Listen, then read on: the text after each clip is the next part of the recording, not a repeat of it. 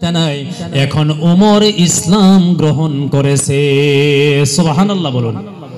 দিনের জন্য অল্প সাপোর্ট পাইলে দিন আগুয়া জায়গা, কথা ঠিক না? ঠিক। আমার যুবক বন্ধু, একটুখানি সাপোর্টে জিন্দেগি বনে যায়। তার একটা দৃষ্টান্ত, আল্লাহর নবীজি মেরাজ থেকে ঘুরে আসলেন।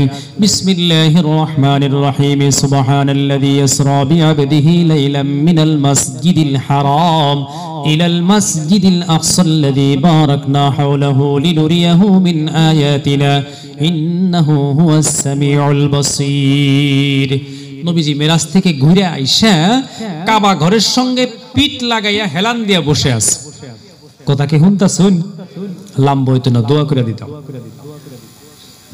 আমার যুবক বন্ধু, নবীজি কাবা ঘরের সঙ্গে পিঠ লাগিয়ে হেলান দিয়ে বসে আছেন। ইতিমধ্যে ওই রাস্তা দিয়ে আবু জেহেল যায়। আবু জেহেল নবীজিকে দেখে বলতেছেন, ভাতিজা মুহাম্মদ, ডেইলি ডেইলিতে তুমি নতুন কথা বলো, আজকে কি তোমার কোনো নতুন কথা আছে? বলছে, চাচা আবু জেহেল, অবশ্যই আমার কাছে একটা আজকে বড় সুপার হিট নতুন কথা আছে। জোরে কইন মারহাবা। বলে কি? এশার নামাজের পরে আমি আরাম করতেছিলাম, জিবরাইল এসে গেল, সাথে বুরাক ছিল। বুরাকের পৃষ্ঠে আমাকে বসাইয়া চোখের পলকে আমাকে নিয়ে বাইতুল মুকদ্দাসে চলে গেল।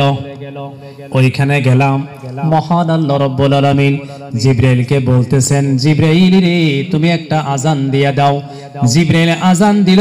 ও চাচা আবু জেহেল, আমি দেখলাম জিবরাইলের আজানের পরে 1,24,000 পয়গম্বর বাইতুল মুকদ্দাসের মধ্যে জমা হয়ে গেল।